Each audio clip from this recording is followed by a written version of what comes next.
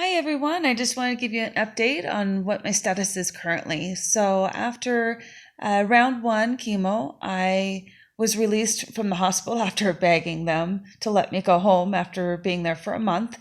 They finally let me go. I was given a bone marrow biopsy before that on the 5th of July that indicated that my leukemia wasn't quite finished and still in my body, was from 29% down to 8%, which is, kind of a bummer that I didn't get it all out of my system in one shot, but that's okay. Went to Seattle, to the Seattle Cancer Care Alliance team to discuss with them what transplant means and what my next course of treatment is and all of that stuff. They gave me statistics, which is not ever a pleasant thing when you know that your statistics are really low. But I am not a statistic. I'm not a number.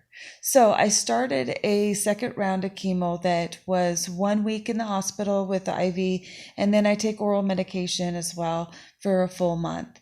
They just before they started that second round, they did another bone marrow biopsy. It was about 3 weeks later, and it was still working in my system, the first round of chemo. So my actual number went from 8% leukemic to only 3%, which is great when you're first starting. So Seattle had told me that I only had a 30% chance of actually being in remission, and currently I am in remission. It put me into remission. As a matter of fact, I had a bone marrow biopsy that indicated right after that second round that I didn't have any bone marrow in my body at all. Not just that I don't have leukemia right now, but I also have no bone marrow. So when they went to go try and give me the third round of chemo, so waiting on this donor that I need to have, I need a bone marrow transplant in order to sustain remission, hopefully for good. But they gave me that one and they indicated that there was no leukemia, but they had to start me on another round of chemo in order to keep me in remission, because if my numbers go too high, then the leukemia will just come right back with my defect of the P53.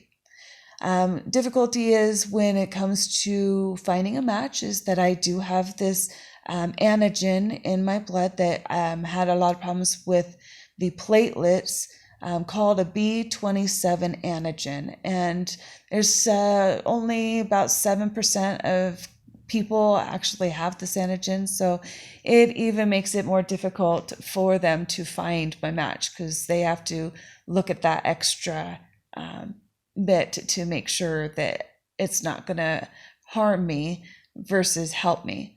So I'm waiting on that currently. I was actually given a match and it was then taken away, which is hard with the emotional roller coaster, thinking that you're ready to go and everything, and then all of a sudden, boom, and you're back down. But I'm not going to let this get to me. I know I can continue on to this round of chemo that I'm currently on. It does not affect my platelets.